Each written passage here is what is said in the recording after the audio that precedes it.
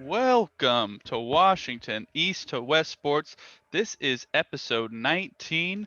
I am Matt Beatty, joined alongside, as usual, by Sean Beatty and Kevin Ardall. And gentlemen, it is officially playoff time in the NFL. The calendar has flipped to 2021. It feels the same as 2020 for the most part, except a little bit more optimism and some playoff football. We're going to talk about all the matchups, including the Seahawks one, here a little bit later in the show. But this is basically going to be an all football episode, everybody. So if you're hoping for some Mariners, get out of here. If you're hoping for some Kraken, look at Kevin's shirt. It's beautiful. We're going to talk more about that after the football season, most certainly. If you want some Sounders coverage, you have to wait till like March or something like that. But let's get into the Seattle Seahawks. So they were able to pull out a victory in Arizona against the San Francisco 49ers, 26-23. I'm going to read off some stats here from the box score. Russ played the whole game, 20 of 36, 181, 2 touchdowns, 87 rating. Chris Carson, leading receiver, 11 carries, 44 yards. Alex Collins had the lone touchdown run. Tyler Lockett, 12 catches, 90 yards, 2 touchdowns. Um, Nobody else really worth mentioning on that side of the ball. Seahawks defensively, Jordan Brooks led the way with 9 total tackles. And then on the San Francisco side of the ball, CJ Beathard, 25-37, a touchdown. Jeff Wilson, 20 carries, 76 yards. Kendrick Bourne led the way, 5 catches, 76 yards. And George Kittle had 7 catches for 68 yards. That man's a beast no matter who's throwing to him. And then Fred Warner on their defense had 10 tackles, 1 sack. So let's just talk some initial thoughts. There wasn't anything on the line in this game as the other two games that they were kind of watching progress. So I'll just start with Sean. Just give me some thoughts on how you thought the Seahawks played and just kind of based on the circumstances overall, what you thought of the game. I don't think the circumstances played too much. I mean, the players are looking, but they came out. I think they tried. The trend continued of this offense making me incredibly nervous because it looked completely lost. I will say the 49ers are. I Oh, sorry. They still have a lot of talent on this team. So people thinking they're just going to roll over is kind of silly. So they showed that they could still do the thing. And I'm kind of nervous for them next year because they could do this while having absolutely nobody, and they're going to play a fourth place schedule next year. Makes me very nervous. But for this year, they did what they had to do barely. The fourth quarter, they kind of and Russell did his thing, looked terrible for the game, and then when they needed him the most, showed up and bailed the Seahawks out. So again, I will say it was the bare minimum. Kevin, you ready for your takes over there? Heck yeah. Hi, Jen. So Anyway, go ahead. yeah. As I kind of tweeted on Twitter, we're back to Pete Carroll football. Pretty much just 3.5 quarters. Pretty much just 3 quarters of just playing conservative, weird football. So actually, to be honest, in the first we actually did try to throw it a lot, but Russell was very I don't know if it was just the way he was doing it, but his progressions were the wrong is the best way to put it. We'll kind of get to that into tape, to where the people he was looking at weren't open, but the people he wasn't looking at were open, and then it just kind of continued like that. It was kind of weird. Defensively, we gave up 23 points to backup quarterback or A quarterback, third string quarterback, a third string running back, one starting wide receiver. Yep.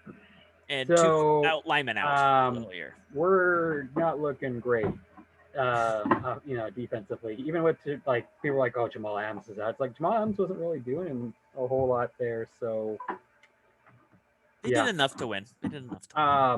We did enough to win, and people were happy with this. Like people in 710, I don't want to name names, but their boss, let's put it like that, thought that the Seahawks look great, and the Seahawks defense is the best since 2014, especially in the second half. And I was like, yeah, they're the best because they literally have played dog shit for quarterbacks. So, and literally against a third string quarterback, they gave up 23 points. Like, it's what we do. So it doesn't matter and we'll get to the goof and them later on for this week, but it doesn't matter who we play. We're going to always give up 20 points. It's kind of weird. So, yeah. Yeah, I mean, I'm certainly not satisfied with how they played. I mean, overall, always happy with a win just because you know that's the goal is to win the game, and they did that. Offensively, they left everyone in there. They played the full game. I like seeing Tyler get a lot of catches. That was cool to see. Although DK kind of took a back seat in this game because Tyler was catching a lot of balls. Russ, he is afraid to turn it over. I think there is the fear that you see when he's going through his progressions. He doesn't want to turn it over. But I believe I saw a stat that they're undefeated when he doesn't turn it over. So I'm not entirely upset with him, being conservative and not, trying to take, more shots than he does. But I think once we get to the playoffs, he's gonna have to take some shots. He's gonna have to try and put some balls where he might turn it over because you could be down. You could not be able to play conservative. You could have to, try and bring your team back from behind, and that's gonna take some risks. That's gonna take some risks. You could turn the ball over. So I think that's something that he'll have to deal with as it comes. But overall, I like him not turning the ball over. I like him, maybe not making the best reads, but getting the ball out and finding open receivers, and that's all you can ask of your quarterback. He obviously could cook Oh, you more. could ask way more. You You could. You could can. ask way more, but Pete likes that balance of run and pass. And while you guys aren't a big fan, I don't necessarily mind it that much as long as it's planned and it's actually executed well. This game it wasn't very executed super well, but that can We'll be see in cleaned 2 up. weeks how much you like it. That could be cleaned up. Defensively, obviously they're playing with men down, but Jeff Wilson, that running game always, or whoever's in the running back position for the 49ers always seems to run the ball well. So I thought it was a good sign that they were able to, at least contain the run for the most part. I mean, 24 carries, 86 yards, 3.6 a pop. That's pretty good. And once we'll get into the Rams and the playoff game, but whoever plays quarterback for them, stop the run, make them beat you. I think that's going to be their key, and I think that's exactly what they did in this game. They stopped the run. They didn't let Jeff Wilson beat them. They told C.J. Beathard to beat him, and he couldn't. So I think that's the game plan for next week as well. So overall, the game didn't matter because the Packers were beating up the Bears, and then the Saints were just doing their thing. So, it didn't matter in the end. The game was just kind of happened because you have to play all 16 games. But, coming in with a 4-game winning streak going into the playoffs, granted, we haven't played the best teams like you guys have mentioned, but there's still something to be said about coming into the playoffs, winning 4 in a row and playing your best football towards the end of the season. So overall, I have some numbers for that. okay, Sean, go ahead. Well, you said playing your best football. I would disagree. Okay, well, maybe not playing your best football because when they were 5-0 at the beginning of the season, that was their best football, right? Yeah, that was when they were best. Okay. Yeah. Yeah. I mean, the best teams right now are killing teams. The Packers, the Ravens, the Bills, the Saints, like the Tampa Bay killed it, the Atlanta, like all the really good teams are blowing out their teams, and we're in a 3-point shootout to CJ Beathard and the third string quarterback for the 49ers. Like if you can't see the gap, I don't know what to tell you. I'm not saying that like they're playing at the same level as some of these other teams, but at the same time you can't tell me that 12-4 number 3 seed isn't like fantastic. Like well, that's let's play a game. Let's play a game here. Okay. What is the worst division in the NFC? The East. What division do the Seahawks play? The West. No, what did they play this year? What division did they play? What is the worst division in the AFC? The East. What division did they play? The East. Kevin, do you agree? Yes. So that is 8 games against teams you should beat, and they didn't win 8 games. Okay. Well, you could break that down. I mean, the Bills are a very good team, so that is entirely different story. Well, how do we know the Bills are good? Like all I heard for what do you mean? How do we know the Bills are good? Time. All I heard for like 18 years was Tom Brady only wins the East because it's terrible. And now one time in the next 15 years, someone else wins it. Now the East is good. No, I either no, the no. East I is did not say bad the or East it's is good. bad. I said the Bills are good. Based on what? Their All I heard record? No, that didn't work for New England. The New England only won because the East was terrible, is what everybody said. So now the East Well, is that's good. what everyone said. I am not saying that. I'm going to add on to Matt's argument to say that the Bills are good because of what they've done against top tier defenses. Josh Allen against the number one defense did 4 touchdowns, 315 yards. Who's the number one defense? The Rams. Against a defense that your boy Pat Mahomes struggled against with 3 interceptions, the Dolphins, he made them look like children and dropped a 50 burger on them, damn near. Mahomes needed it and they threw for like 350 yards. Yeah, but he still struggled like the whole game, where Josh Allen just like pooped down their throats the majority of the match. And the Rams aren't the number one defense, but that's fine. And let's be honest, when those two teams played, Mahomes shit on that team. You literally said last week on this podcast that they were the number one defense. They're the number 4 right now. It changes by week. Yeah, they were number 1 last week, and they lost, and they didn't play that well, and then got bumped to 4. Anywho, overall, in most people's opinion, the Rams are number 1 based off what they have.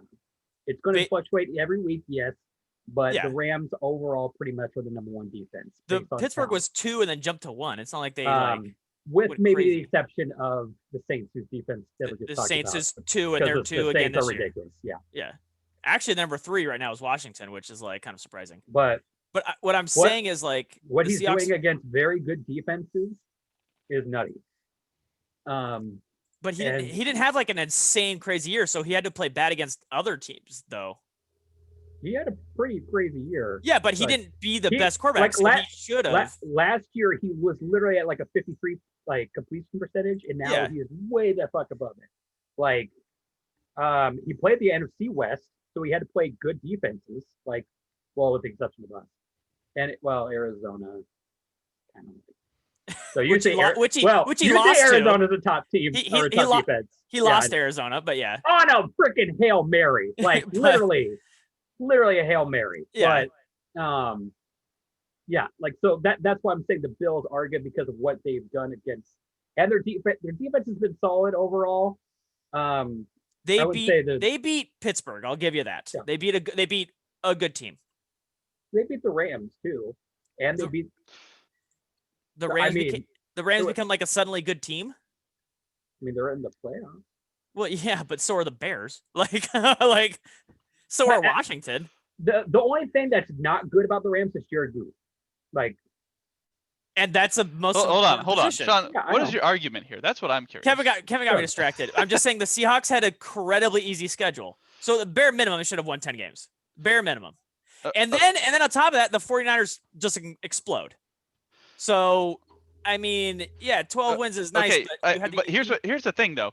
Like we've always mentioned, other teams are paid to play football. The Jets beat the Rams. Who thought that was going to happen? No one. I know, but we had that. We lost to the Giants. Yeah, the Giants somehow almost made the playoffs in the NFC East. I'm not discounting your argument, but at the same time, you still have to win the game, even though you're supposed to win the game. That's not a given. You have the best coach. You have the best GM. You have an MVP quarterback. You're supposed to win, and you have the easiest schedule. You're supposed to win 12 games. This is the bar we're talking about, or at least 11 or so because a bounce here. Okay, hold on. So let's move on to my next topic here. So overall, 12-4 NFC West champs, number 3 seed in the NFC. Are you calling this a successful regular season? Yes or no? Yeah, they made the playoffs. Okay. I don't see how you can say it's not a successful regular season. You're the division champs. You're one of the top seeds in playoffs. You're hosting a playoff game. You could host another one depending on who wins. I know there are a lot of Seahawks fans who say you could always do better, but 12-4 in a division title, I don't see how you can call it an unsuccessful season at this point in time. I was going to ask Sean because Sean has the numbers. What is our overall point difference with the Seahawks? For the Seahawks this year? I can look up theirs, but I can also look up individually. It is. Oh shoot. Hold on. Talk about something else really quick. I don't know. I was about to mention at the same time because there are teams that are just going to get into. And to kind of go to Sean's figure. We are 80. We are 88. And where is that ranked? Oh gosh, I got to count 1, 2, 3, 4, 5, 6, 7, 8, 9, 10. 10th. Not bad. That's both leagues. That's like everybody. Now, with the Browns with a negative point differential, the only team who got in the playoffs with a negative point differential. Oh yeah, I guess the Bears squeaked it out. They're +2, Yeah, and Washington's and that's +6. Yeah, that's because of the last couple of weeks with the Yeah. Bears because they didn't go into Yeah. nothing. But give me the point differential for the Saints. 145. The Ravens is 165. Yes, they had the highest. Yep. Like comparatively speaking, like the top tier teams like those, they're beating teams' asses because of point differentials, and that's what's going to make them kind of scary because point differentials matter in the NFL. So I'm kind of on both your sides here. The fact that we're at 80 actually kind of shocks me. I thought we were going to be lower than that. I think the Jets game helped that out. Yeah, a the lot. 30-point Jet win is a big boost to that. I would like to see our point differential without the Jets game. So we would be right ahead of the Arizona and Cardinals. what the 12th man need to be afraid about is that your coach, Pete Carroll, that you just signed until 2025, Matthew, who I had to remind on Twitter. No, I wasn't. That wasn't what I was saying. I was saying he okay. could hire his son as an offensive coordinator God. instead of Shoddy. No, That's what I was God, referencing. no. Anyway, it sounds like Shoddy might get an interview with the Jets. That's kind of crazy. We'll get to that later. Literally, the fact that he is okay with squeaking out against teams like that is not good. Like, you should be wanting to maximize the potential of your offense, and Pete Carroll does not. Pete Carroll wants to play safe, conservative ball, which helps a lot of times. Like, it's good to be conservative with the ball. You don't want to be crazy, flimsy, and like just be like Detroit and just turn the ball over like, crazy. I get that, but at the same time too, you got to rely on the skill players in your offense to keep control of the ball. I mean, the whole thing with Carson that happened like 2 years ago, I get was like, and he's cleaned it up. That's what's scary and why me and Sean are worried about this. Yeah. Because point different, he's too conservative, and to go against teams that are like the Saints and stuff like that, you have to have a higher point differential, score points, and trust your players to keep the ball. I think another way to what Kevin's saying is like just showing that you can blow out a team and really put up something, because when you play close, up one bounce, you're basically making it a game where if you have the superior talent, you're making it a one bounce game where one bad bounce that you cause or they cause can actually change the game. When in reality, if you're Kansas City, just put up 40 and the bounce doesn't matter. Like, blow them out. And to Matt's point, because NFL teams are paid to play, like we've mentioned before, those bounces can happen, and it literally almost happened twice, and we just got very lucky. But that's what I'm saying. Like, if you are that good of a team, which I'm saying we aren't a 12-4 team, that's why I'm saying like we're not playing to that caliber right now. Well, like I hear what you guys are saying with point differential. I understand it can be alarming, but at the same time, I don't really care because this isn't college. Like, there's not a resume. The only thing that matters is 12-4. I understand plus 88 is not like great. But historically, the teams who win and go to Super Bowls have the best point differential, or some of the best. Like, it is a pattern that we know that it matters now. We understand of like, and this matters for every sport. Baseball run differential matters. Teams who beat teams bad or over the course of Alabama football, like when you beat teams by a lot, it tends to mean that you're better than these teams. To kind of help slate this, Matthew, a stat that I saw today: the Bills are the only team since another team that I'm going to mention here in their last 6 games have won by more than, I think it was 25 points. Yeah. And the last team that did it was the 2014 Seattle Seahawks that went to the Super Bowl. That big crazy run they went on. Yeah, because they were just shitting on people's throats. The 85 Bears notoriously did it too. Yeah. But what I'm saying is we've seen 16 games now. Like, we know what we're getting. We know what we're getting. Seahawks, like, based on what we've seen these last 16 games, are not going to blow teams out. It's just a fact. Like, they blow out the Jets and that's it. Like, they're just not going to blow teams out. They're just not as good then. Exactly. But Eli Manning has 2 Super Bowls, so anything can happen, guys. Anything can happen. I have a couple stats here. So everyone wants to talk about the teams that we've played and everything like that. So I wrote down the quarterback's efficiency ratings over these last 1, 2, 3, 4, 5, 6, 7, 8 games we played. Out of 36 qualifying quarterbacks, we have 2 that rank in the top 20. And that is Jared Goff, who broke his thumb, and Kyler Murray, who we all think got hurt in the game. who ranks 15th. Everybody else ranks 36th, dead last, 32nd, 33rd, 35th, 28th, and 29th. So basically, we played basically the worst quarterbacks in the league together. We also, at one point in the year, played the 31st quarterback, and he put up 400 yards on us, which is Cam Newton. So like we like basically just had the 5 worst quarterbacks in the league in a row, and everyone's like, our defense is back.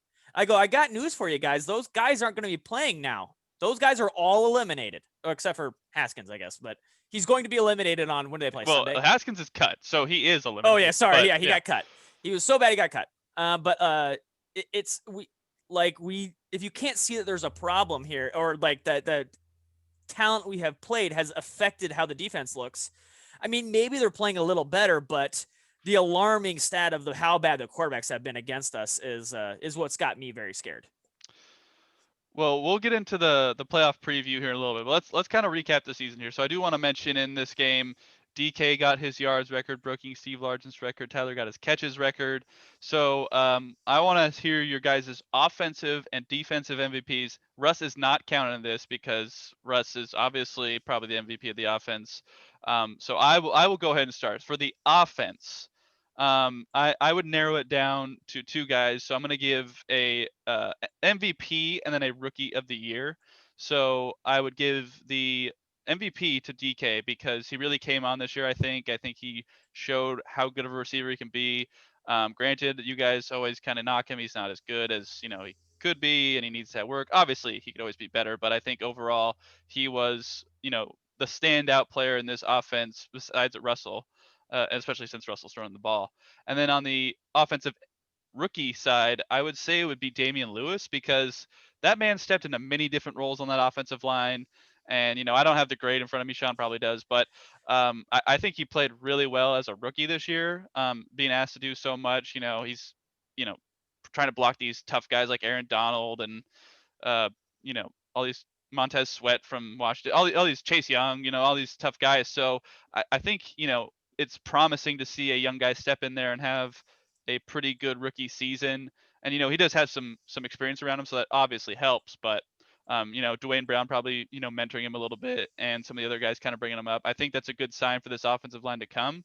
On the defensive side of the ball, I know DJ Reed is not a rookie, but in terms of the Seahawks, I would call him their rookie of the year just because he came off the street and he played well when he was asked to. So I would give him the rookie of the year.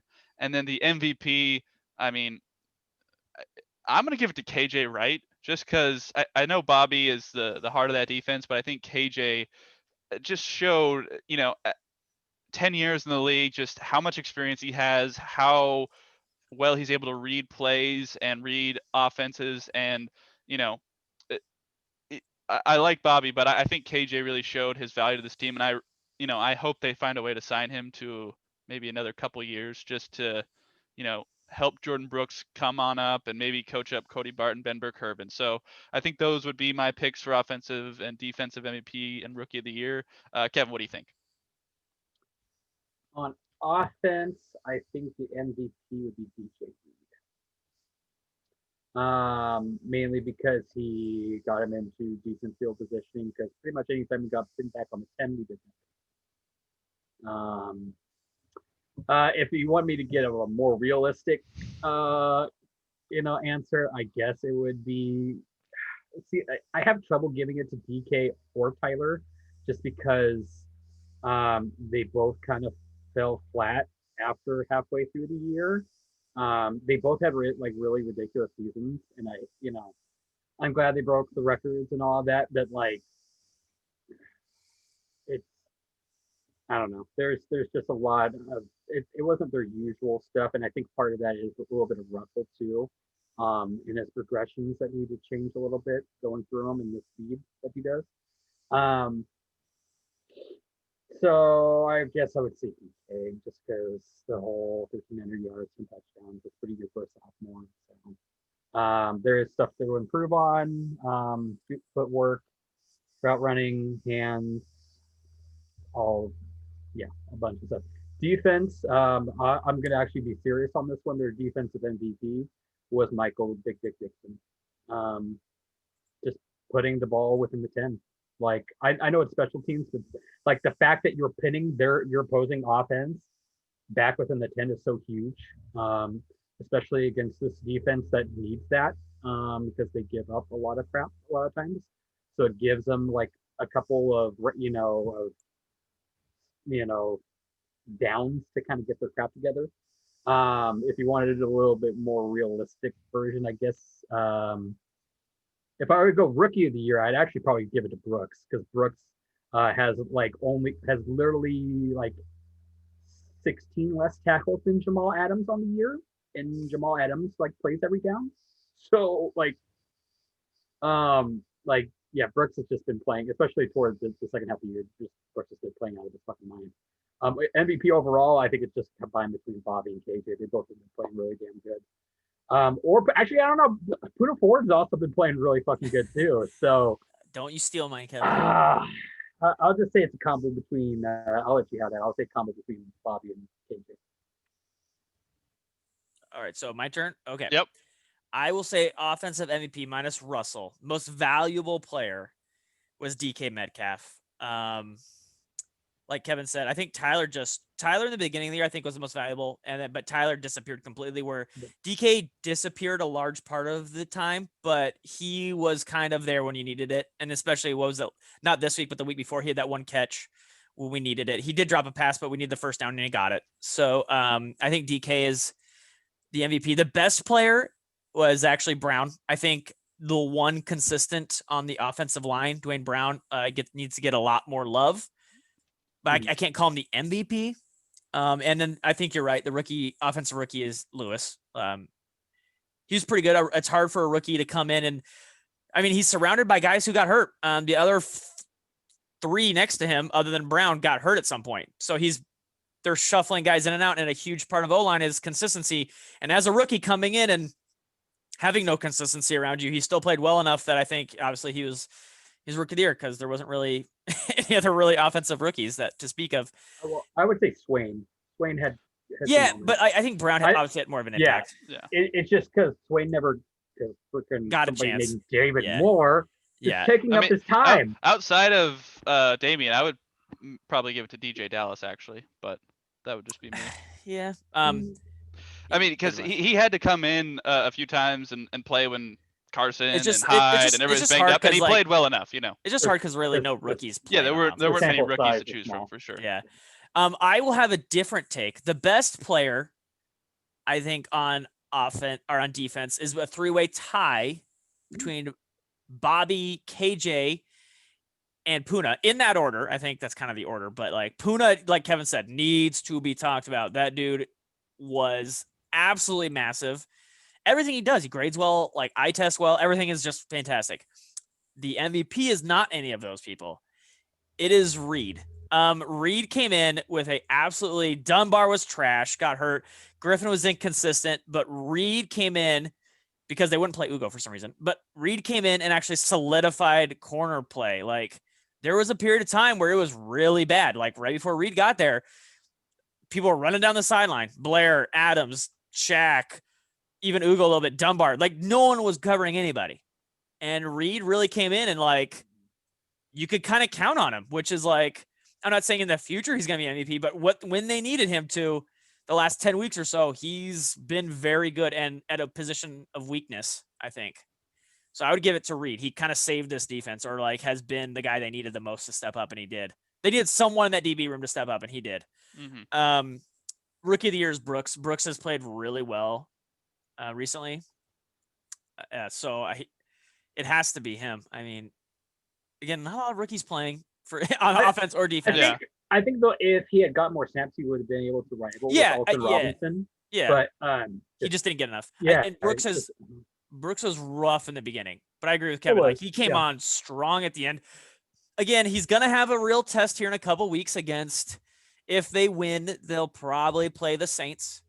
He's never played well against the Drew Brees caliber guy, so that's where the test will be.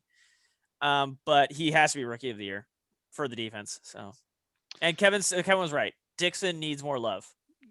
Yeah, I think Absolutely. he should be all pro. An- I don't see any way he's Another not. offensive one that people don't think about that also needs to be in conversation would be Jason Myers, because that technically is offense. Yeah, someone talked about that. He was very good, but he just didn't kick enough to really qualify. Like, Exactly. yeah, He like, only had 26 yeah, field like, goals. So, but he was very good. He made them all. but being perfect for 26 Yeah, is nothing yeah, to like scoff at. yeah. Like, that's He was really good. perfect, especially in today's So, NFL.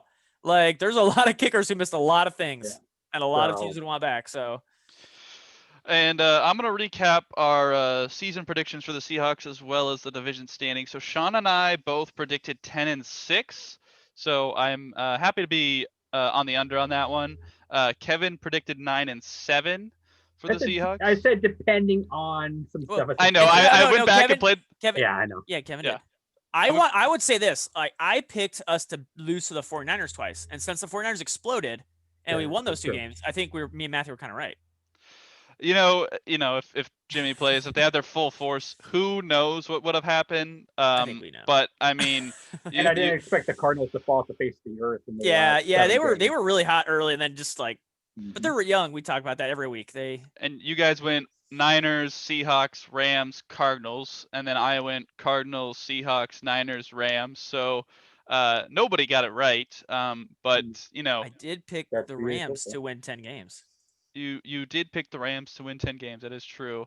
I predicted the Cardinals would win 12. That was a little off, but you know, sometimes you You make. gave a hot take. It's okay. I did, and it looked pretty good at like week Some people 9. pick the but- Jets to win. Some people pick the Jets to win 9 games. You know, like it happens. That's true. That's true. So let's talk about the That other. wasn't you, Kevin. You didn't pick them to win 9 games. Oh, that's right. I picked a maybe. Yeah. Yeah, you did. My bad. Let's Yeah. talk about the other game in the NFC West real quick from Week 17 that actually had some playoff ramifications. The Cardinals beat, or sorry, not the Cardinals. The Rams beat the Cardinals 18-7, and it was. I was kind of after the first half of the Seahawks game, I switched to red zone because I was like, this is. I just want to watch all of them. It was a dumpster fire. Yeah, so I watched barely any of the Cardinals Rams because they never came up on red zone because it was just so bad. And anytime Kyler came in, he immediately went out basically because he got hurt again. So it's unfortunate for Kyler and the Cardinals. Hopefully he'll have a full healthy season next year, and him and Hopkins have 1 year under their belts. So look out next year. But yeah, the Rams were able to get the win and secure that 6th spot and help the Bears earn that final playoff spot.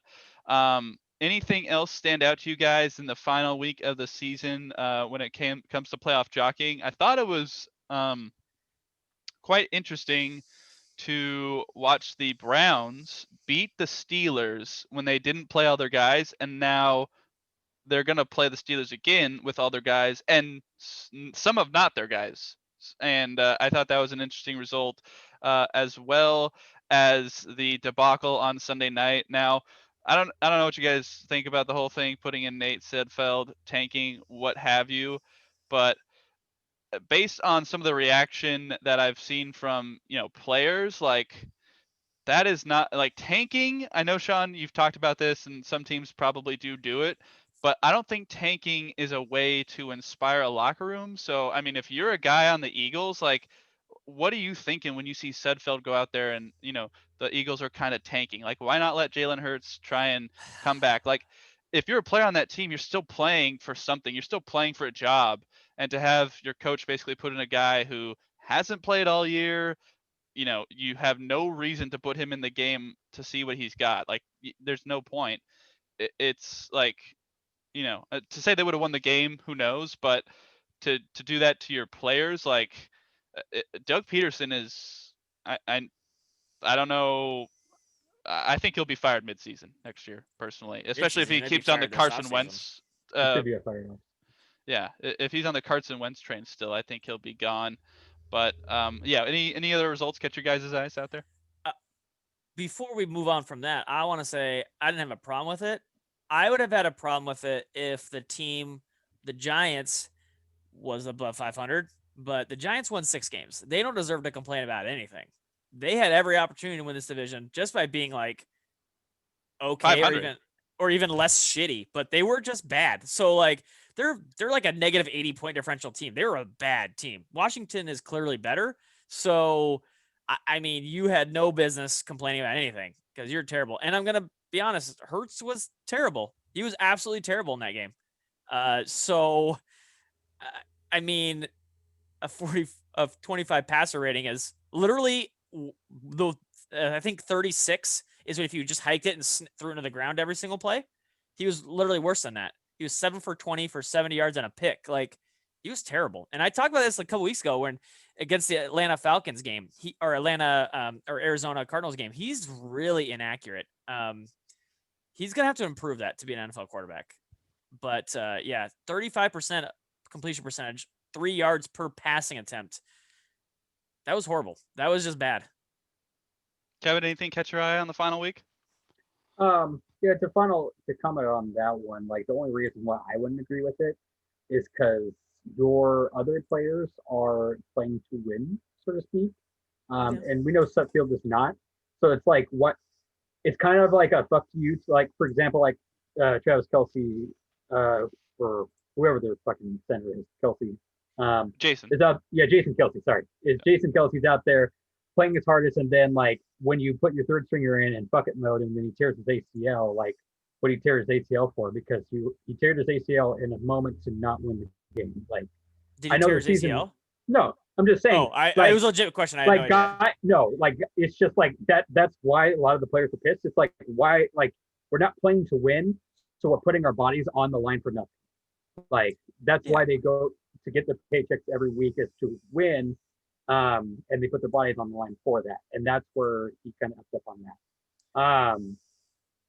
And to do it, well, and people were saying that they heard from the front office to tank on purpose to get down from the 6, and He might be trying to keep his job.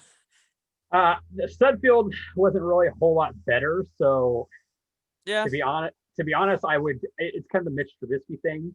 Even though he's not really passing it, use the threat of his legs to do play actions, kind of get something down there. Other results that surprised me. Yeah, you're right, Kevin. Nate's passer rating was 14, so it was worse than. Yeah, so it's like I know it's like chicken shit, chicken salad, or Yeah.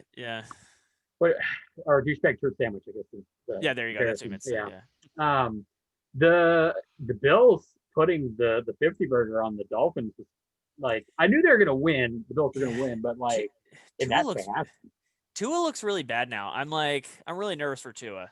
Yeah, but you've got to give him another year. I would give him an off season to do it. Yeah, but people are now talking with the number 3 overall pick. Like, do you go get Zach Wilson? Do you get Justin Fields? Like, I don't know. Like, no, draft the lineman, protect that hip. I will say, we talked about this. I will say Tua threw a great ball, and the wide receiver just fell over and went right to the Bills' hands, and they returned it for 6. Because like you with what that team is at right now, and you're going to add on to it.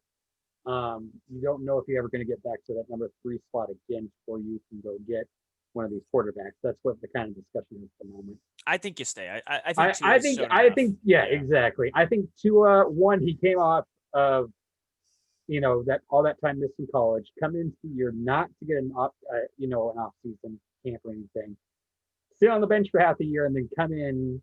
He won. He had a winning percentage for your team. Like, he just had a really bad game against a very good team. Like his winning percentage is above most NFL quarterbacks for this season. So it's like, just roll with it. I know fans are disappointed that the game's a meeting game, but that's kind of what happens when there's a lot of top teams in the AFC. Yeah, I think you re-sign Ryan Fitzpatrick and keep those two together for now, and then give him one more year. If he's bad, then get rid of him. Yeah. Then Ryan Fitzpatrick. So, other than that, other games that stood out. Kansas City looking really bad without Mahomes. I mean, shocker. Yeah. I mean, not shocking. They had they got to clean that defense up too. They have the worst red zone defense in the league at the moment. That's got to change if they want to make it back to. Kansas City's just not. I don't know. I don't think they need to worry too much about defense. Yeah, especially the playoffs last year. Like we saw, they don't need to worry about defense that much. I mean, with what the Bills are doing right now and the Ravens, like. Well, Kevin, over 100 yards we'll get rushing into that. in the Kevin, game. we're gonna get into that. We're gonna Yeah. get into that. All right, we're gonna take a quick break here, and then we're gonna come back. First, preview Seahawks Rams, and then take a look at the rest of the NFL playoff schedule right after this. And welcome back. So let's talk about the Rams going to the Seattle Seahawks. This game is on Saturday, 1:40 p.m. Pacific Standard Time, 4:40 if you're watching this podcast on the East Coast, but you're not. So the season series is 1-1, so this is the best of 3. First matchup in LA, the Rams won 23-16. And then the most recent matchup in Week 16, a couple weeks ago, the Seahawks won 20-9. So guys, let's kind of talk about this here. So Goff, I believe is questionable, if I'm not mistaken. Last I saw. Yeah. So I mean, obviously, if Jared Goff plays, the Rams have a better chance. So, and you guys were saying after the game that he actually threw a better ball when his thumb was hurt. So maybe he'll be better with a hurt thumb. Who knows? There's also the Aaron Donald factor. We mentioned Damian Lewis, Dwayne Brown. These guys are really going to have to step up their game in pass protection. We went over some film of how much attention Aaron Donald draws and how that opens up plays for other guys. We've mentioned special teams on this show as MVPs. So, Michael Dixon, DJ Reed, Jason Myers. These guys are Johnny Hecker. I don't even know I think it's Matt Gay is the kicker for the Rams. I think all 4 of those guys are going to be big factors in this game. So let's kind of talk about, we talked about this kind of preview 3 weeks ago going into the game for the division title. There's even more on the line this time. It's in Seattle, no 12th man, obviously. So, I mean, we've talked about the factors that were important last game. Is it basically cut and paste from our conversation 3 weeks ago, or what has changed in your mind that you need to pay attention to in this game? Sean, I'm going to throw it to you first. It's pretty much cut and paste. I think Sean McVay is going to come with something different. That's going to be the biggest thing. Again, we talked about last time is the coaching. Sean McVay versus Pete Carroll. I think, again, I talked about this during the game. I think Seahawks got pretty lucky against the Rams the first time. Between their first number of series I talked about ending in drops or fluke plays. I think, but again, if Goff doesn't play, he is a better passer of the ball. However, you got to help me with his name. I'm forgetting. John Walford. Walford. He has mobility, and mobility does scare me. And he has a better arm than people think. I wouldn't say he's good, or I wouldn't say I'm worried about him, but that's a wrinkle that we aren't really ready for, and can give teams the teams that aren't really ready a little bit of a problem. And I would say that for a good defense, that's not probably an issue. Wait, can I time out here? Are you saying that the Rams have a better chance with John Walford than Jared Goff? I don't think it's as black and white, because Jared Goff was terrible. Like, not the Seahawks played well. The Jared Goff was terrible the second game. If first Jared Goff shows up, then the Seahawks are in trouble. But if if current Jared Goff shows up, then maybe he is the better option right now. That's all I'm saying. And then on the defensive side, Aaron Donald's a monster, and DK, you need to beat Ramsey. Like, Ramsey's just straight up punking you right now. Like, just 2 games in a row, man. Like, you need to step up. And Russell, you need to make those reads quick, because Aaron Donald's coming. Yeah, Kevin, what are your thoughts? Cut and paste, or what changes in this one? It will be a cut and paste for the Seahawks if Pete Carroll doesn't adapt. We've already mentioned that. So when you play 3 times, you can't really change a whole lot. But McVay will, and Pete won't. And that's what kind of scares me, because like we only gave up 9 points, but like it was terrible Jared too, as we already mentioned. This defense is very good, and Russell going through progressions has not been good. He needs to go through them quicker, or also start different. Like, I get why DK is your first read, but like at some points, like you got to respect what Tyler can do too, and he needs to be your first read at some point. Maybe a little bit 50-50, just to kind of like help yourself out a little bit. And go through them quicker, especially as Sean said, Aaron Donald is coming. And he is hungry. This is what he wanted. Like, this is what that Rams defense wanted. They are pissed off from last week, from 2 weeks ago, pretty much, and they want to eat Russell. They say that Russell's on the dinner menu for Saturday. They want. So, yeah, like literally, it's got to be like if you don't see DK like open on your first read, switch. Like just in like I know at some point you have to give him some time too, like because the offensive line will hold, but like you can't be just staring at DK for 4, 5, 6, 7. Oh, okay. Let's now look at Tyler. See if Tyler's open over here. Like it's got to be like 1, 2, 3. Do you think DK's getting open and make that split decision? Okay, go to 7. Like that's what like, and we're gonna get to some of that here on the tape here in a little bit of just what Russell is like. It's a weird combo. Like Russell's not looking at who's open, and like also like his peripherals too. I think Russell's peripherals are not where they need to be at the moment. Because there are times where like there's a play that I'll show you later where like it in his like if he's using his peripherals, he should see that Disley is wide the fuck open, and he fucking does. He's just like, oh, Disley's open. Oh, it missed. Like it should be a quick like zoom quick throw. Like use your peripherals to analyze better is the best way I can kind of put it.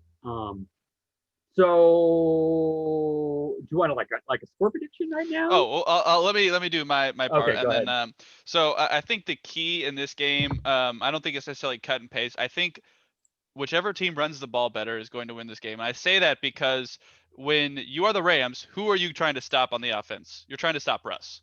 So the best way to not let Russ get sacked, not let them rush the passer, is not even have to worry about that. Now, granted, you're not going to be able to just be a run 1984 team, as you both don't like. You're going to have to throw the ball a bit. But I think the running game is going to be key because you're going to need to, run it a little bit here, run it a little bit there, keep him going side to side, maybe do some play action, get Russ out in some open space, and you get some big shots. I think that Chris Carson is going to be a big factor in this game as well as Carlos Hyde because those two guys are going to need to break off some runs, and the offensive line is going to have to hold Aaron Donald when there is the passing.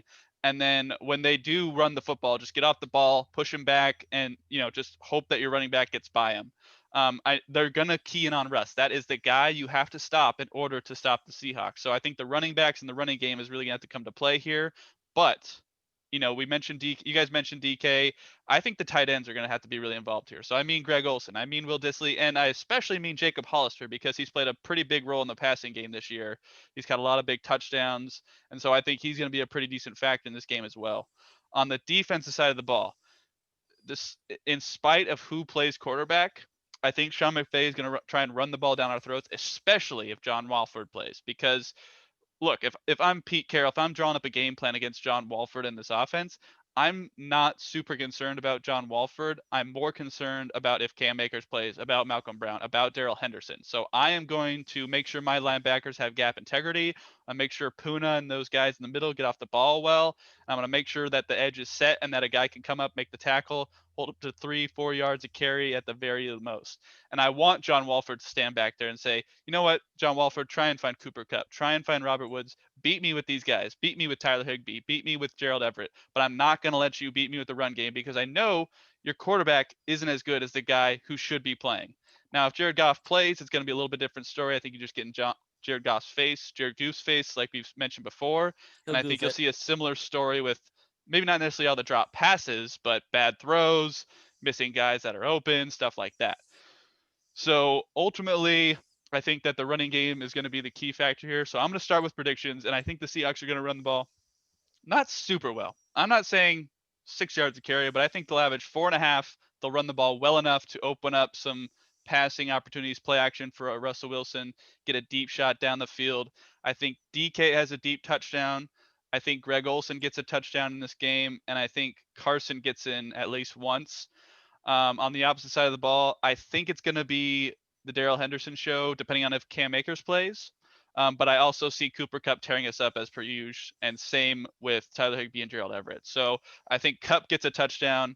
I think Everett gets a touchdown, and I think I'm gonna go Daryl Henderson. I have a feeling they like bring in the Malcolm Brown on the goal line and gives it to him, but I think those guys are gonna get the end zone. I do think the Seahawks are going to win this game. I think it's gonna be a very close game. It's gonna be not Wait, exactly like the last one. I think that the team who has the ball last is going to win, and I think it's going to be the Seahawks in this one. I think it's going to be a field goal game, and I think it's going to be 27-24 Seattle in this game. Who wants to go next? let Kevin go. Kevin, what's your prediction? Oh, man. 3 touchdowns by both teams. I know that these defenses are, well, okay. The Just Rams defense is amazing. pretty They're good. so good. The Seahawks are playing I mean, well right I now. see it on the Rams end. If Goff is playing like old Goff, I could see it with the Rams doing it. Don't get me wrong. The Seahawks getting 3 touchdowns is what I'm kind of like. Now, have they scored 3 touchdowns in a game, the Seahawks against the Rams this year? No. But this is the time, boys. This is the time. They'll do it now. In the Yeah. playoffs where everybody's playing at like 110 plus. Yeah. Hey, I think Russ is going to take some deep shots, and at least a few of them are going to hit. But that's just me. I Okay. hope. I hope he takes those Now- deep shots. I called them out. On Twitter. So- I definitely, especially wanted to call out DK, but I didn't because I didn't want him to like block me or anything. Because as Sean has mentioned, in his last 5 games, he hasn't had a game over 90 yards. He's just been covered up, and it's a little bit of his footwork too. And I think that's what he needs to work off in this offseason. We'll get to that later on in the podcast. He just doesn't have that what like Tyler and Doug had that get off, like that little, like that juke step, like when like like he has the ability. What I'm talking about is running downfield because he has a hard run, but then to like shift using his feet like with a setter step if someone's following him, like a Jalen Ramsey, and juke like with his full speed. He just doesn't have that ability yet, and hopefully that's something that develops later on. And I'll show that in a play later on when he kind of just blends into a corner and then tries to go right, but just doesn't make it in time for us to put it where it's supposed to be. Even though it's kind of. Anywho, moving on. Tyler needs to do kind of like what he was doing in the 4th quarter and get open. They should throw the ball more, but they're not going to. I mean, you have to establish a run game to a certain extent because it frees up, your receivers and stuff like that. There isn't much to cover safety, even though you can just do stuff over there. I think this is going to be another low-scoring game. I don't think it's going to be I will say. Just because anytime I call the Seahawks to win, they lose recently. So just to jinx myself, I'm gonna say the Rams win.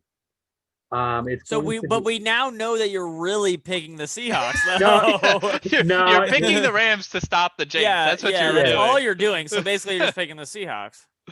Okay, fine. I will take the Hawks to win, just because I don't think Jared Goff is right, and even if Wolford plays. The run stopping defense has been like the one good thing about this defense all year. And hopefully, what's his face? Not Puna, but the other Jared Reed. Reed is a little bit more healthier with his pec. Let's say.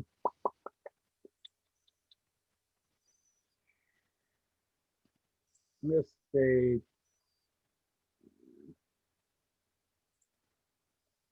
1912. 1912 Seahawks. Interesting. Sean?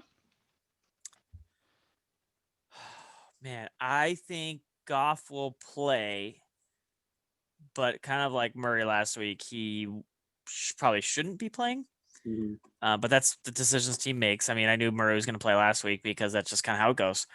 I think with that said, like Kevin was right, he won't be quite right. I think our offense won't either, though. So it'll be. Oh, go ahead. I was going to say, I do even with Russell struggles, I do trust her offense more than Jared Goff things up. Oh yeah, yeah, Just because he's so one dimensional, even and now he's 0 dimensional. yeah. Well, he's kind of always But- been 0 dimensional. He just relies on Sean McVay. Sean Yeah. McVay just made him a quarterback. But I think gosh, now I think it's gonna be close to the last game. I think the Seahawks won't get as lucky, and the Rams will get some of the bounces they were supposed to get last time. But with that said, they'll only get some of them, and the Seahawks will play a little better, and they will win 19-20. Okay. No, 19-21 because they scored 20 last time. 19-21. I can't have them score the same. Okay.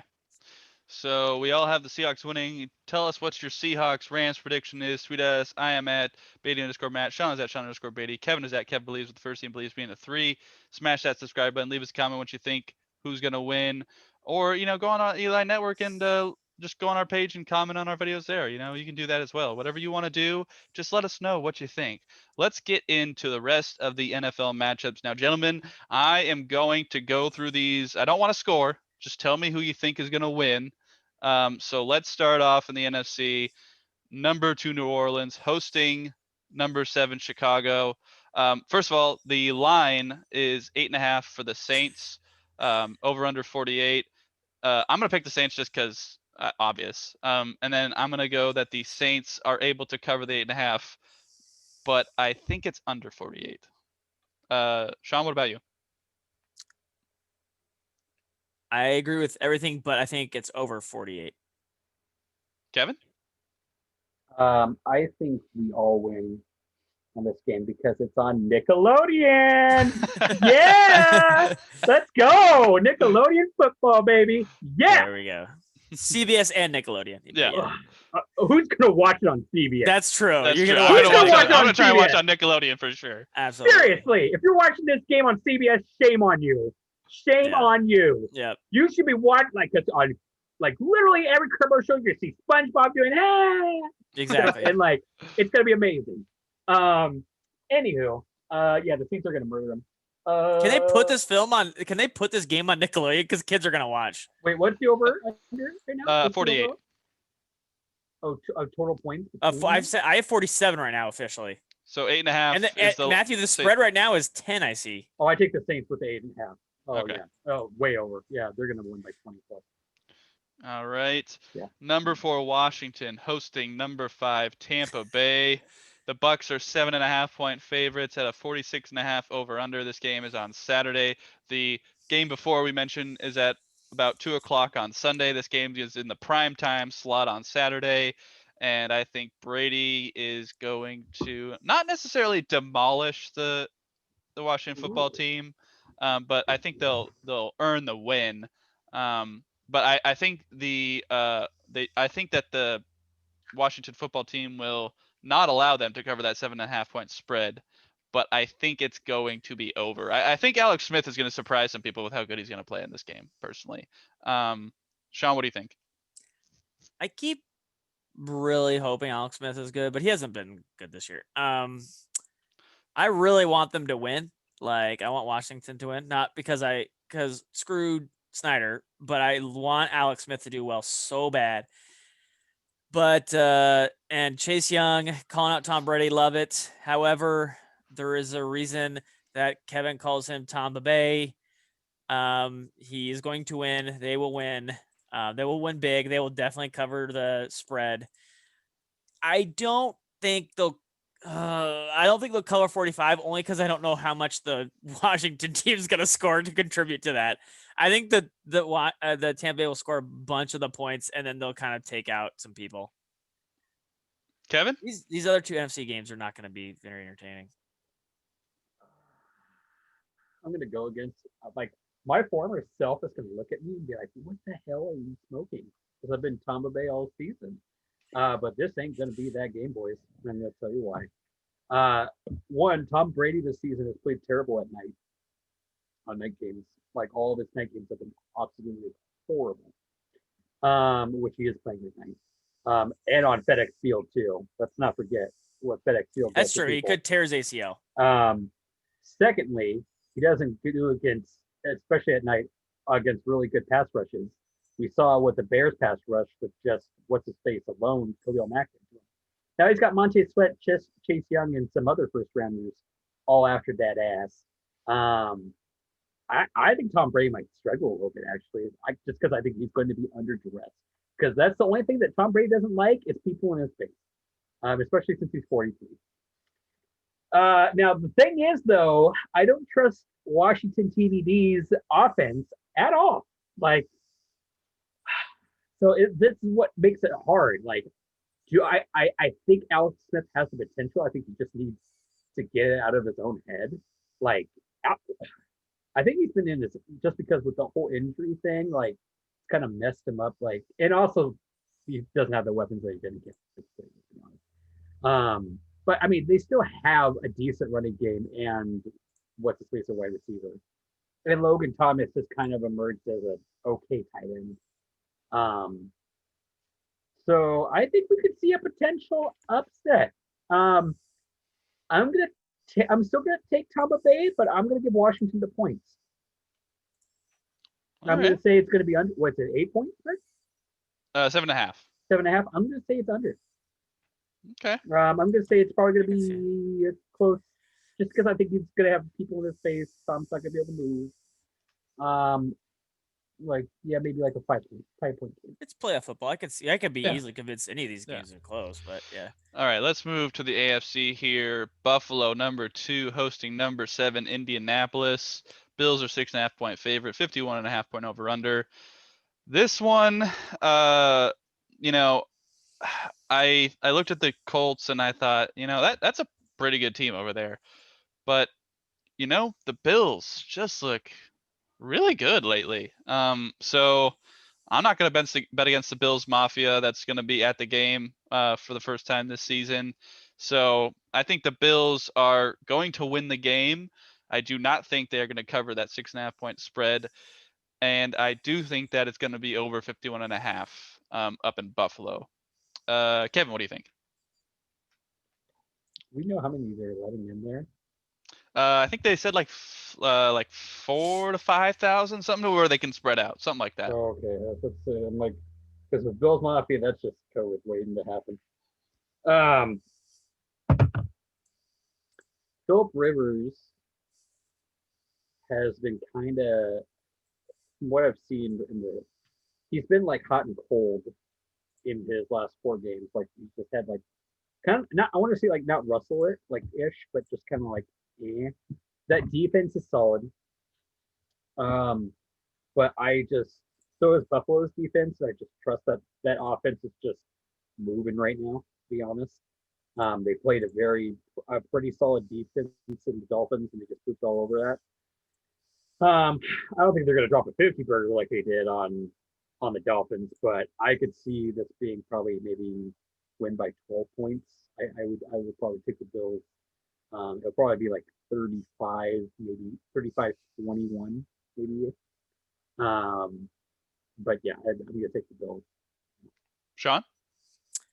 I will also take the Bills, but I think it'll be close.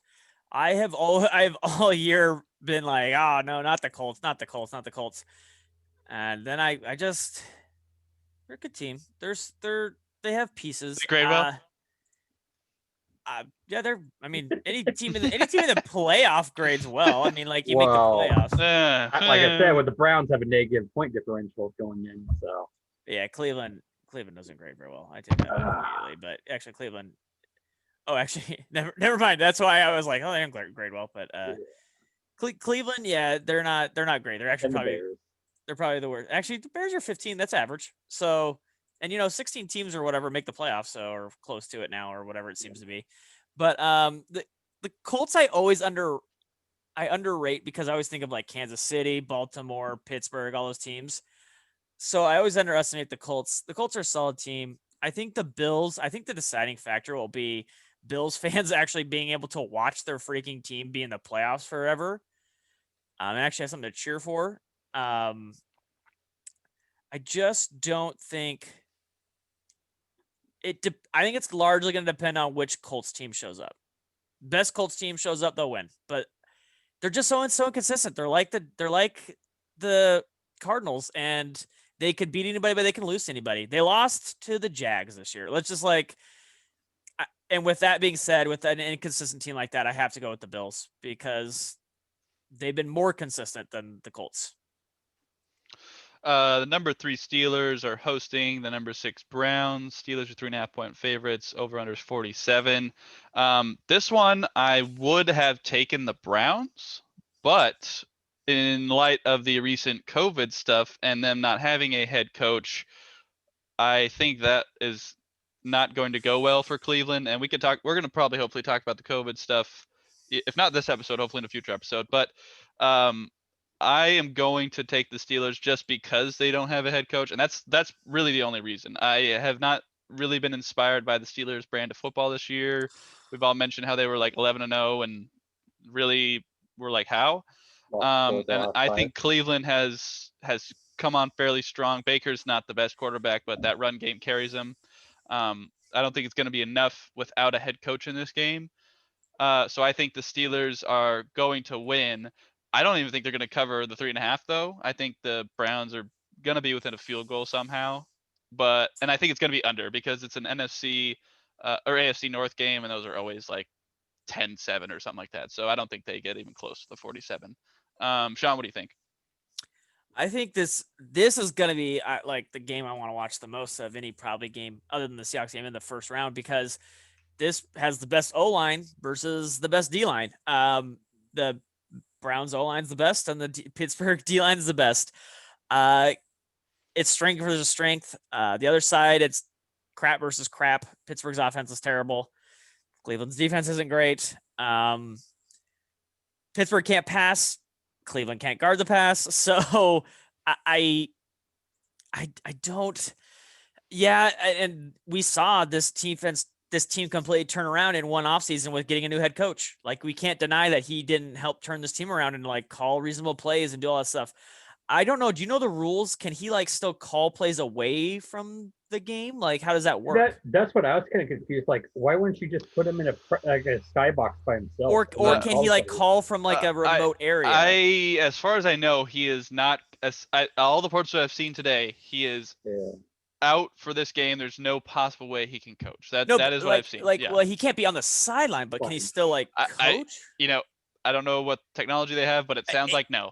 That sounds so weird. I'll say this: if he's able to, I will pick the Browns. Like, if there's some like way he can call the game, based on what you're saying, and he cannot, I will pick Pittsburgh solely because we saw the turnaround this team made, and not because some player made a turnaround, because the coach uses numbers, understands what is working, runs into boxes that are. I mean, he's not perfect. He's not even probably the most analytically savvy coach, but you could tell the improvement was made this offseason. They are doing intelligent things with what they have, and he made that. Without him, that's going to be a big deal, and without him, it'll be Pittsburgh, I think. What's the spread? Like 3 probably. Yeah. I think. Gosh, that's close. Pittsburgh will cover because they'll win by 4. I just want to point out the story. It says, in making the announcement Tuesday, the Browns said special teams coordinator Mike Reefer will serve as the acting head coach. Offensive coordinator Alex Van Pelt is expected to call the offensive plays in place of Stefanski. Yeah. Then I pick Pittsburgh. I'm pretty confident with that one. Kevin? Yeah, this game is interesting just because I know they literally just played. It's tough. I think so going into this, like, to Sean's point, I do agree, but at the same time, like, you're in the playoffs, so you should know as a team like what's working, what's not. But it's the Browns too. But it changes based on what the defense does, though. You have to like the offense. That's his job. The halftime adjustments are going to be and during the game, I'm not calling that play when you're standing there, audible or things like that. Exactly. This will be interesting just because one, Pittsburgh's offense is just so weird right now. They can they can't run the ball worth a fucking damn. And their throwing is just kind of weird. Now that they've I was happy that they got Claypool involved and they need to do that. now, like, just respect Claypool and make him your number 2. Like, enough with this. Ben just sucks. Like now, Yeah. he's just bad. And the crazy thing is too, they're the least sacked team. Like out of all of them, like they've allowed the least amount of pressures too.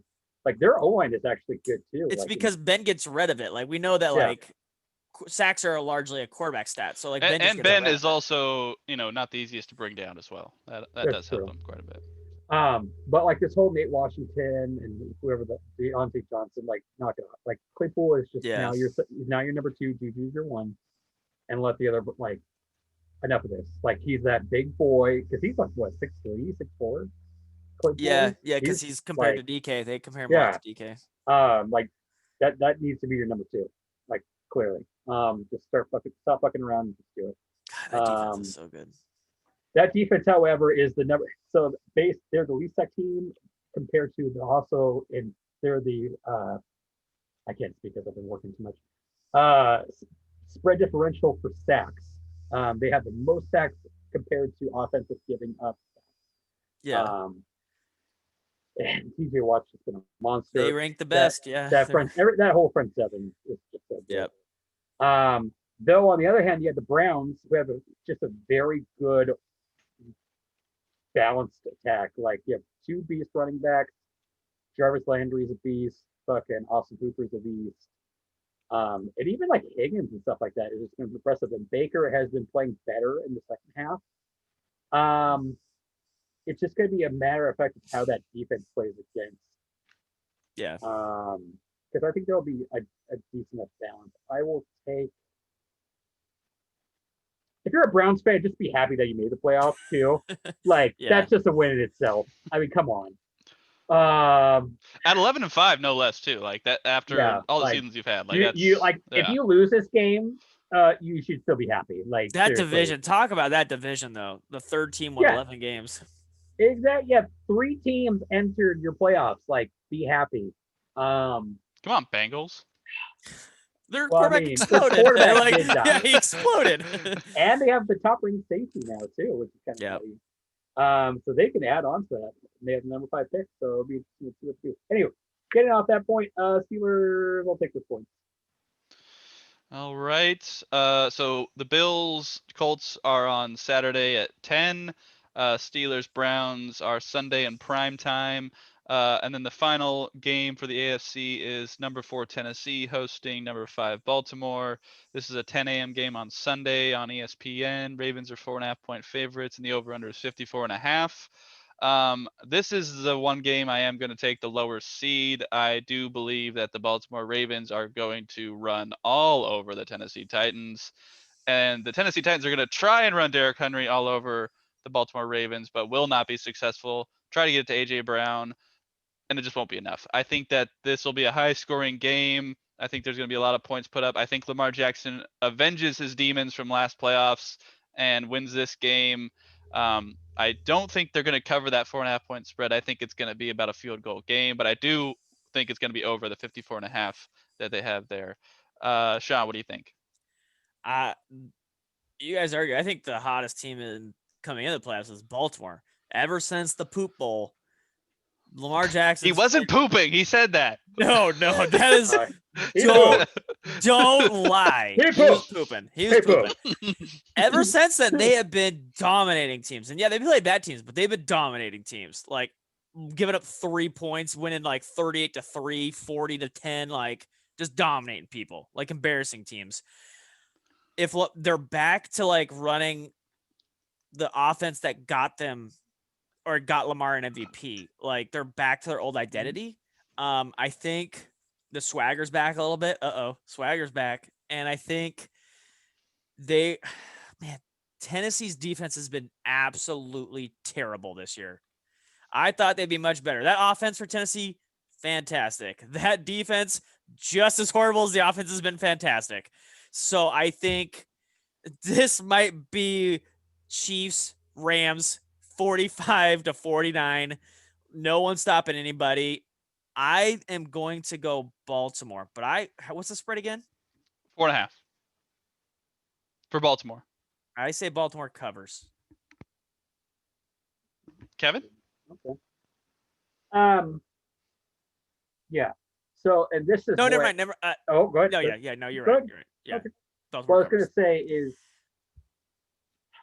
they're doing the Rams, or excuse me, the Baltimore Ravens are doing what they're supposed to do, and kind of what the Chargers need to do next year with Mr. Herbert is that they're playing to the strengths of the quarterback.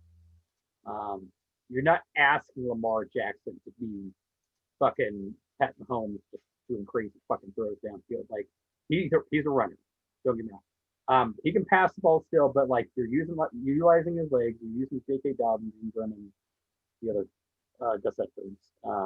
It's just a crazy ass run attack. I think that they're in like 30 games straight of 100 yards rushing or more. I think is what it is right now, which is fucking nutty. Like they're just like, we're gonna run the ball, fucking stop us, and nobody has.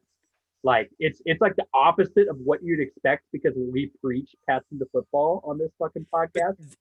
They do it different though. They do like Exactly. because they're not a team that's like what we do is control the football and score real close games. Mhm. They're like getting like 9 chunks a game and running down the sideline. They're like spreading out, doing read. Yeah. They're doing like they Oh, are like yeah. a modern They're- like let's do this thing. Exactly. They're utilizing the strengths of what Lamar can do to make tricky plays to where you don't know who the fuck's getting the rock. And you in bring that up backfield. everybody, and he's like, "Boop." Yeah, exactly. And he can Yeah. play action. Just fucking Mark Andrews just going on a little slant because you think Lamar's going to take it. And it's just a little dink for 9 fucking yards. You're Yeah. like, what the fuck? And then they just bull rush it in to get another first down. It's like, And he can poop and rally. That's Yeah, the big yeah. He can poop mid game and come back. Talk about halftime adjustments, Kevin. exactly. The main thing is like just make sure there's a porta potty on that fucking sideline so you can just go and take a shit real quick and only lose one fucking maybe 1 or 2 downs. Like that's it. Yep. None of this RG3 or whatever. Actually, the best quarterback in the league, what's his name that played? McSquirrely. Oh yeah, Trace? yeah. Technically with the best statistics as a quarterback in the league this year. Yeah, So, yeah, he's like what? he 2 has- snaps. He's got like 13 plays because he played Oh, that's he played true. that one. He played yeah. against that Wednesday game. Yeah, that's for true. the, yeah. The against random Pittsburgh. game. Yeah. But yeah, I think, and the thing is too that I don't trust Rabel because everybody's like King Henry, he's MVP and shit like that, and it's just like, yeah, King Henry is getting there because of a guy named AJ Brown making that box. Yeah, and Davis showed up big. We and Kevin criticized him comeback for not. player of the motherfucking year. Dude, that guy. Of course, but I'm saying like our most improved, I would say. Yeah, Most improved player of the year, Corey fucking Davis. Yeah, that Holy dude came. shit. He came out And that's what I strong. saw in fucking college tape. Yeah. And why I fucking wanted him, even though he went like 4th overall. But I was like, this 5th, dude is a fucking monster. Yep. And I'm like he's just big, he's fast, he fucking manhandles the ball. Utilize your fucking tools. And like Jonnu Smith is a fucking really good tight end. He's got like 9 touchdowns for you this year. Utilize that throwing fucking offense and let Tannehill dunk down that ball to where you can get open lanes for fucking Henry. But don't force feed Henry. Yeah. And that's what I'm thinking. Just because he's on everybody's like, oh, sneaky MVP, feed Derrick Henry bullshit. Like, if you want to keep up with the ball, because Baltimore is going to score on your fucking shitty ass defense, you can't do what you did against the Packers. And I get it was snowing, but at the same time, like, throw the ball. Like, that's how you're going to keep up with them scoring if you got to throw the ball. They're not going to be able to stop them like they did last year's playoffs because their defense sucks balls. They can't get to the quarterback. I think this is actually probably just because if Rabel doesn't fuck up, I think it's going to be like a 5-point game. Yeah. But if Rabel does what I think he's going to do, I think it's going to be like 44 to like 23. That's why I paused you, right, Kevin? Because I changed it. And I thought of Rabel in my head the last minute. I was like, oh my gosh, Rabel. Just no, you'll screw it up. Like I don't get. I get. Derrick Henry's a fucking beast. He's 6'4" and like a man. But like, do what got you to the dance, and which is Tannehill in the throwing game. Which they did it last year. They got really far because they're using Henry because the other teams were so scared of the passing game. And if the other team is showing you and they're really soft boxes, then run with Derrick Henry. Exactly. A 6-man box is never gonna stop Derrick Henry. But if they're showing you 8 or 9, you have 2 monster receivers, aka the Seahawks, and use those. I kind of Yeah, like with tight end. Jonnu Smith. But just simply receivers. If you have 2 receivers that can't get doubled, one has to be open at all times. So throw him the ball, whoever it is. I would just like to interject and say Derrick Henry is the best player on that offense. Not even down. close. Not even close. It's not even. He's the best player by far. I have some stats. Hold on. Or you can keep going, but I have stats to support this. What I was going to say is, and also too, if they give you the 2 deep safety coverage, then that's when you use Adam Humphries and Jonnu Smith in the middle, like we've been saying with the Seahawks. Like use that, or use like dunk off to Derrick Henry. I got Derrick Henry on 385 design rushing attempts, plus 31 points expected points added. Ryan Tannehill on 16 design runs, 14 points added. Ryan Tannehill's expected points added to this team was almost 200. Derrick Henry is worth 31. I don't care about that. Telling you, like Derrick Henry gives you 8 9-man boxes, and that makes Ryan Tannehill what he is. Does he? Absolutely, without a doubt. Why if he was so good, with Mariota did he suck? Why did he absolutely suck? He didn't even play with Mariota. I had him in fantasy like 3 years. His first 3 years, he didn't play. He played. He instantly became better when Tannehill took over. Like instantly. Look at that season. Look at the game logs. He instantly, the day Tannehill took over, he became better. Well, I'm not saying that Tannehill doesn't make Henry better, but Henry makes Tannehill significantly better than the other way. Absolutely. Made Henry. No. You've got this definitely backwards. But I'm going to interject too. Like I honestly also have to say, like, how much of it is also Jonnu Smith and Brown making Tannehill look good too. Oh yeah, they are, because he's not asked to. Yeah. I mean, throwing to those guys is easy, but again, like Matthew, this passing game, the Bill Belichick told you the most important weapon for that team is AJ Brown. I'm taking AJ Brown away, not Derrick Henry. Didn't work out well, so. He knew if he didn't double AJ Brown, he was going to lose. So he said, "Yeah, your second option has to beat me," and it did. It's fair. But anyway, Kevin, have you made a prediction? I don't know if I heard anything there. That game, yeah. So like I said, if Rabel plays smart, no, you did, yeah. You said it's gonna be within 5. Okay. But if not, I said 44-23. Gotcha.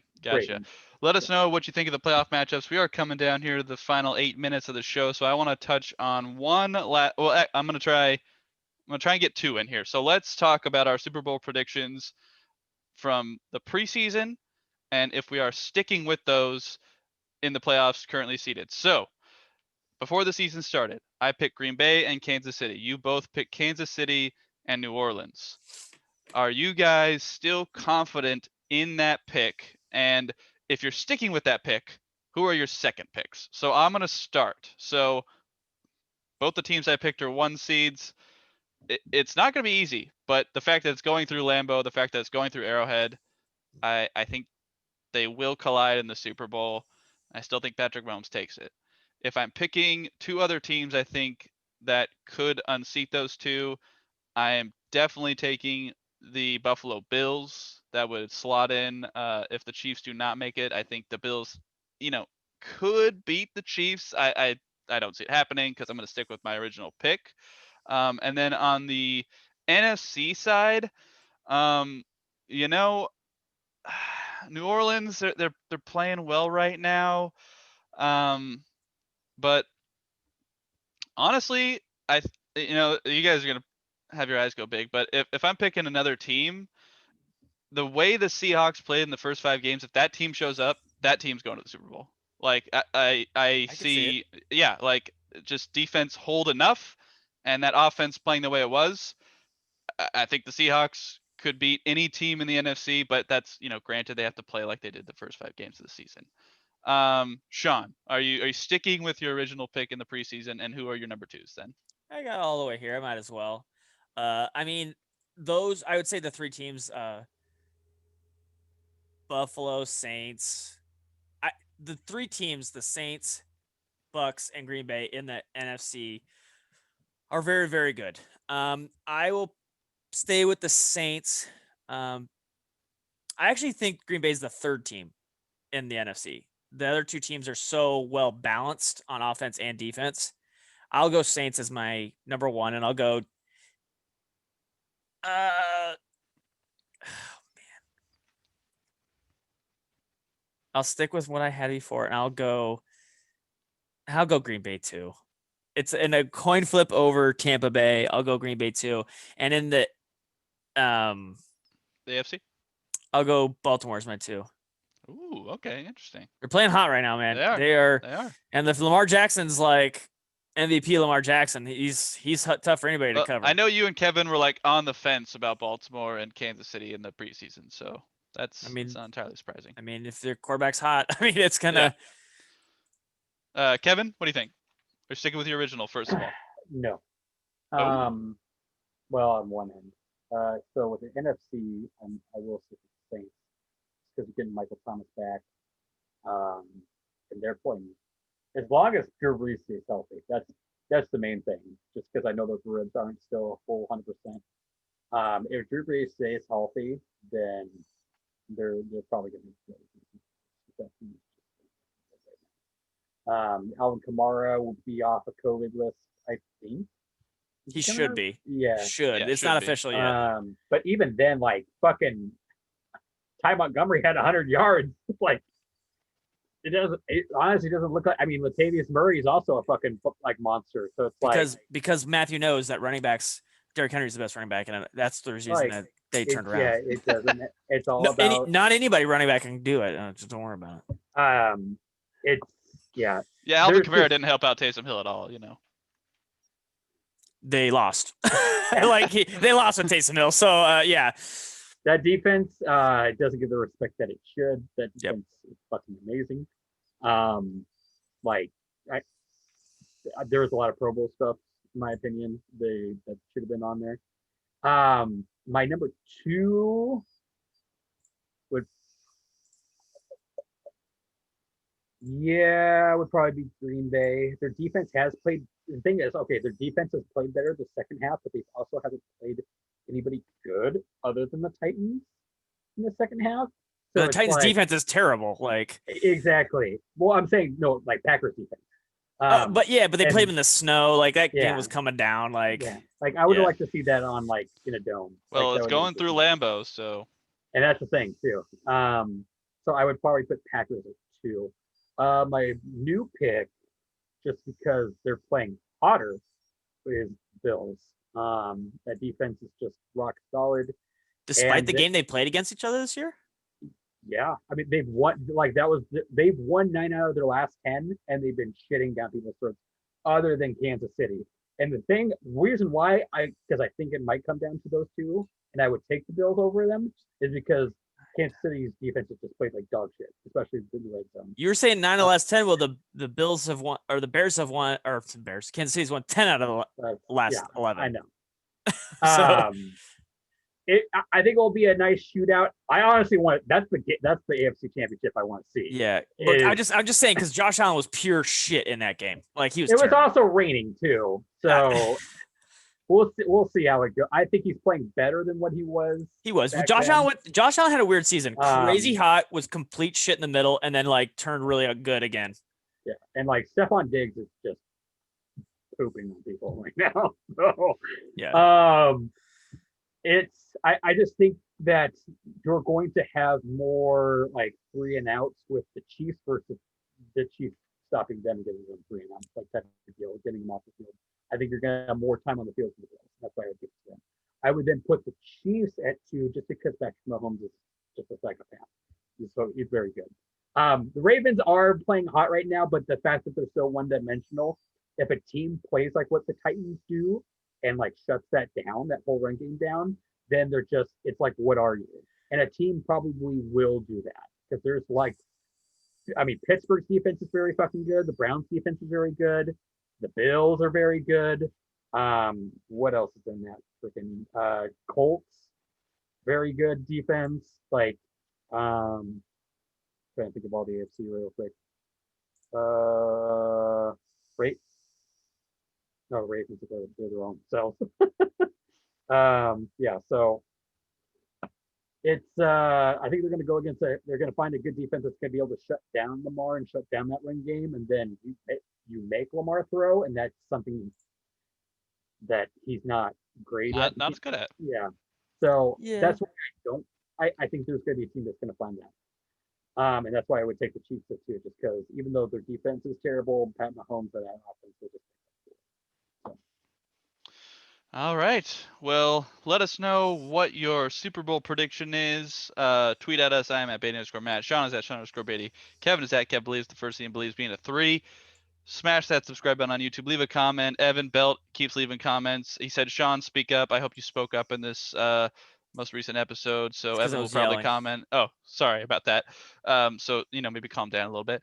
Yeah, just go ahead and follow our page on the Eli Network. Just go ahead and bookmark it if you want. We'll get this, hopefully, next one up by Thursday. So go ahead and tweet at us. Let us know what you think.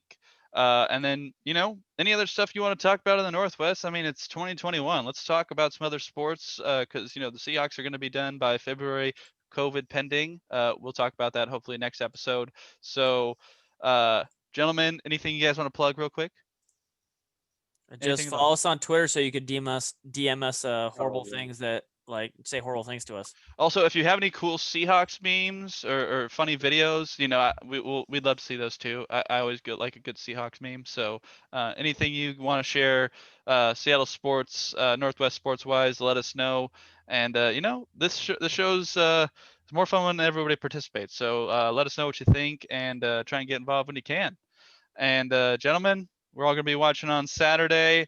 Um, I'm gonna avoid Twitter for the most part because I'm behind when I stream a game, so I don't want to see something, read something before it happens. But I'll probably join in some takes at halftime or something. So go Hawks, and we will see you next time on Washington East to West Sports.